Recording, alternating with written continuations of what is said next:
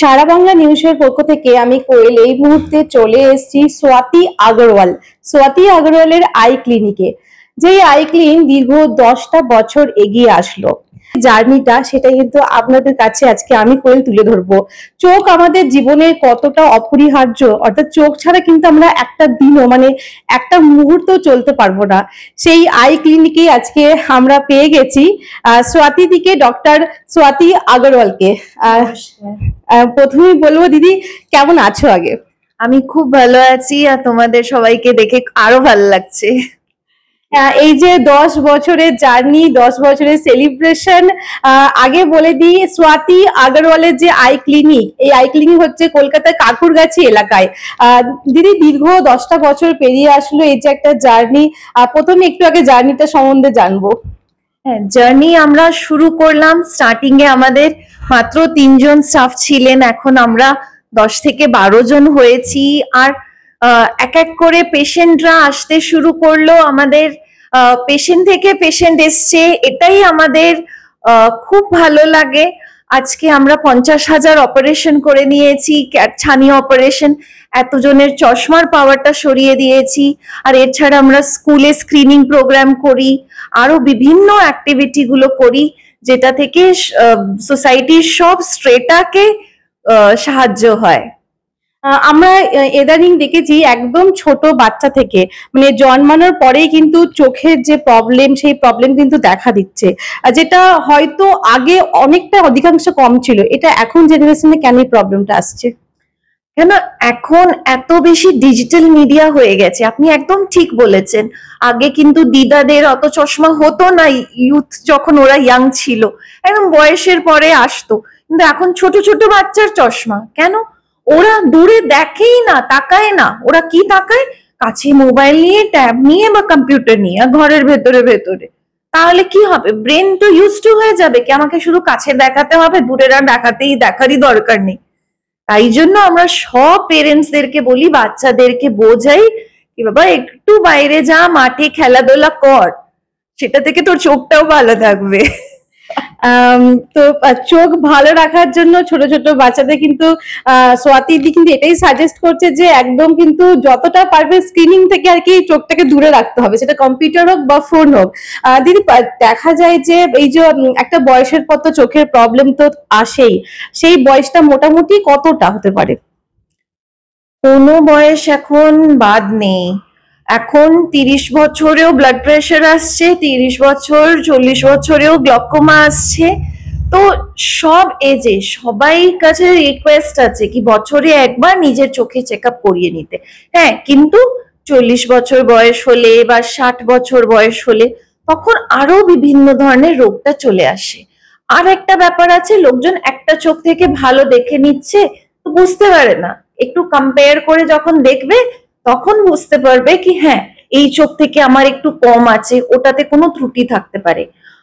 এটার মধ্যে আরেকটা লোকজনের ভ্রান্তি আছে, চশমার দোকানে গেল, চশমার পাওয়ারটা নিয়ে নিল, কিন্তু চশমার পাওয়ার শুধু পাওয়ার কারেকশন হলো, কিন্তু রেটিনাতে কিছু ত্রুটি আছে কিনা, অপটিক নার্ভ যেটাকে গ্লকোমা হয়ে যায়, চোখেরও প্রেশার হয়, সেটা কম আছে কি বেশি আছে, অপটিক নার্ভের ফাংশন কি আছে, লোকজন কিন্তু এইগুলো চেক আপ করায় না, খুব কম।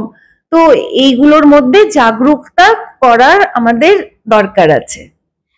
বিভিন্ন প্যাকেজ নিশ্চয়ই আছে এখানে, যারা আর কি আই অপারেশন করেন, মোটামুটি কিরকম স্টার্টিং হচ্ছে আপনার ক্লিনিকে? আমাদের স্টার্টিং 6500 থেকে নিয়ে, আর আমরা ফেকো সার্জারি করছি উইথ ফোল্ডেবল লেন্স, 1.5 লাখ পর্যন্ত যায়।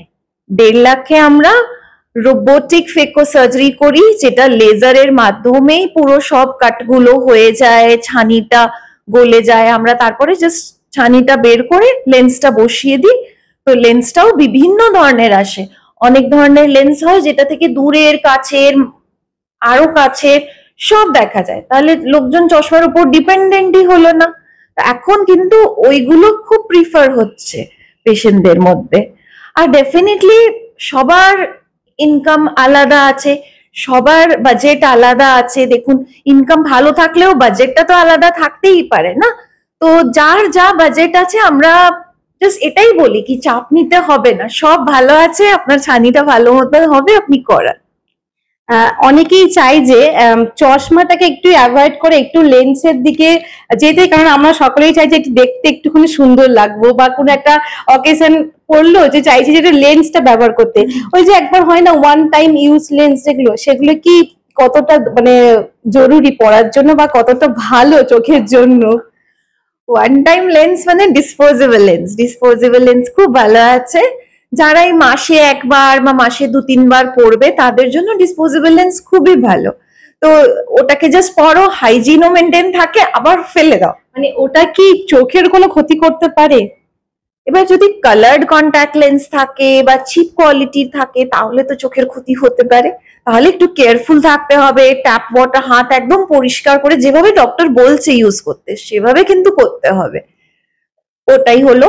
কিন্তু এটার মধ্যে আরেকটা ব্যাপার আছে, এখন যাদের এইগুলো ফিলিং আছে কি আমি কন্ট্যাক্ট লেন্স পরবো বা আমি চশমা থেকে আমার সব সময় ভাল লাগে না পরতে, বা বৃষ্টির মধ্যে গেলাম, এসির মধ্যে গেলাম, চশমাটা সাদা হয়ে গেল, আবার মুছতে হয় খুলে খুলে, তাহলে তাদের জন্য ডেফিনেটলি চোখের ভেতরে পার্মানেন্ট কন্ট্যাক্ট লেন্স পরিয়ে বসিয়ে নেওয়া সেটা খুবই ভালো, বা লেজার করে পাওয়ারটা সরিয়ে দেয়া।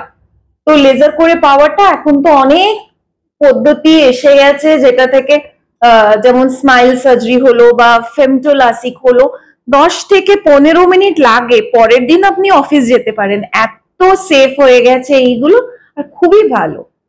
ম্যাম, বিভিন্ন সময় দেখা যায় শুধুমাত্র কিন্তু অপারেশন না বা আই ক্লিনিকের কাজ করা বা ট্রিটমেন্ট করা না, আপনাকে বিভিন্ন সময় দেখা যায় বিভিন্ন সামাজিক কাজের সঙ্গে আপনি কিন্তু যুক্ত থাকেন, কেন? আমি সবসময় এটা ফিল করি কি উপরওয়ালা আমাকে কিছু ইলম দিয়েছে, আর ওই ইলমটা আমি শুধু মানে একটা পার্টিকুলার সেকশন অফ সোসাইটির জন্যই শুধু না, এটা উপরওয়ালার ইলম আছে আমাকে এই জিনিসটা কিন্তু সবাইকেই স্প্রেড করতে হবে।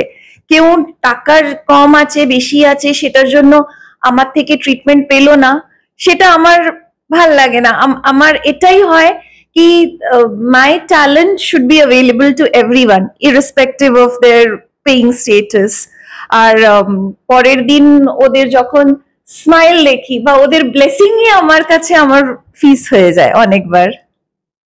ডক্টর স্বাতি আগরওয়ালকে আমরা আজ পেয়ে গেছি, তো এখনই ছাড়ছি না। দিদির কাছে জানবো যে এই যে এতগুলো বছর ধরে, দিদি একটু নিজের মুখেই বললো যে প্রায় 50,000-এরও বেশি অপারেশন করেছেন, কোনো কিছু কি মুহূর্ত আছে যেটা অপারেশনটা সাকসেসফুল হওয়ার পর চোখ দিয়ে জল বেরিয়ে এসেছিল, যে কিছু, হ্যাঁ একটা কিছু আমি করতে পেরেছি? হ্যাঁ, অনেকবার হয়, অনেক ডিফিকাল্ট কেস হয় যেটা চারদিকে বারণ হয়ে গেছে কি আমি বাঁচাতে পারবো না, বাঁচাতে পারবো না। আর ওই ভদ্রলোক উনি খুবই মানে সিম্পল ব্যাকগ্রাউন্ড থেকে, ওনার একটাই চোখ ছিল, চোখের প্রেশারও খুব বেশি। তো ওনার যখন ভালো হয়েছে, ওনার মানে ওয়াইফ বলুন, ছোট ছোট বাচ্চারা, ওরা এসে যখন মানে আমার কাছে এসে আমাকে হাক করছে, তখন আমার যা স্যাটিসফ্যাকশন হয়েছে that is beyond words, that is ওই চোখ থেকে জল বের হওয়ার মতন। অনেক সময় হয় যে মাইগ্রেনের যে প্রবলেম, মানে চোখ থেকে মাইগ্রেনের যেমন সমস্যা দেখা যায়, সেটা কি প্রবলেমটা কি আদৌ কতটা ওটা অপরিহার্য? চোখের মধ্যে মানে শরীরের মধ্যে অনেক ওষুধ মানে প্রবলেমস ডিজিজেস থাকে যেটা চোখের মধ্যে রিফ্লেক্ট করে। ইনফ্যাক্ট হাইপারটেনশন এন্ড ডায়াবেটিস অনেকবার চোখ থেকে আমরা বলি আপনার চোখে হাই ব্লাড প্রেশার আছে, আপনার চোখ দেখে আমরা বুঝে যাই, বা আপনার চোখে ডায়াবেটিস আছে, ব্লাড দেখে চোখ দেখে বুঝে যাই, ওনাকে বলি গিয়ে আপনার ব্লাড সুগার চেক করান বা ব্লাড প্রেশার আমরা মেজার করি যখন, তখন বোঝা যায় কি এত হাই আছে। তাই জন্য বলা হয় কি চোখ is the mirror of the soul. Kolkata শহরে তো এত আই ক্লিনিক আছে, তবে আপনার আই ক্লিনিকটা সবার থেকে কেন ডিফারেন্ট, মানুষ কেন এখানে আসবে? কেন আমরা হার্ট থেকে ট্রিটমেন্ট করি চোখের, আমরা প্রত্যেক পেশেন্টকে উই গিভ পার্সোনাল টাচ, সেটাই আমাদের ফোর্টে। আমরা হার্ট থেকে চোখের ট্রিটমেন্ট করি। ধন্যবাদ। সারা বাংলা নিউজের সকল টিমের তরফ থেকে ডক্টর স্বাতি আগরওয়ালকে আগামী দিনের জন্য অনেক শুভেচ্ছা, আরো 1000 বছর এগিয়ে চলুক এই ক্লিনিক। ক্যামেরায় দেবাশিস মান্নার সাথে কোয়েল গোস্বামীর রিপোর্ট, কাকুরগাছি, কলকাতা।